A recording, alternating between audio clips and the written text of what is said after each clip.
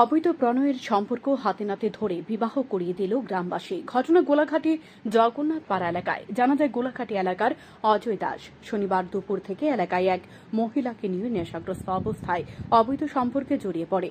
পরবর্তী সময়ে এলাকাবাসী তাদেরকে হাতে নাতে ধরে এরপর এলাকাবাসীরা জগন্নাথ পাড়া কালী মন্দিরে নিয়ে গিয়ে তাদের জোরপূর্বক বিয়ে করিয়ে দেয়। রীতিমতো এলাকায় উক্ত ঘটনাকে ঘিরে চাঞ্চল্য ছড়িয়ে পড়ে। ঘটনার খবর পেয়ে গোটা গোলাঘাটি এলাকার জনগণ ছুটে আসে। জানা যায়, মহিলা নেশাগ্রস্ত অবস্থায় এলাকাবাসীর সাথে বিশ্রী ভাষায় গালিগালাজ করে ঘটনাস্থল থেকে পালিয়ে যাওয়ার চেষ্টা করে। গ্রামবাসী তাদেরকে ধরে কালী মন্দিরে বিয়ে করিয়ে দেয়।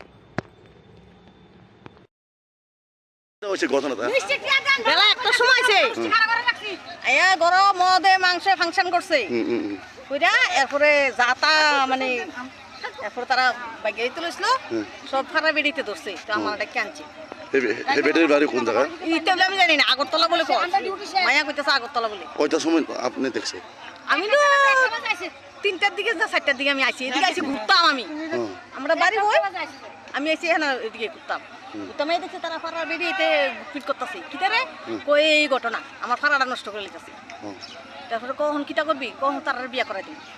বিয়ে করে দিছে? হ্যাঁ, বিয়ে করে দিছে। তো কোন জায়গা দিছে? ওই তো কালী মন্দির। মানে জামাইয়ের নাম কিটা? অজয় দাস। অজয় দাস। তার বউ আছে? না, বউ মরে গেছে।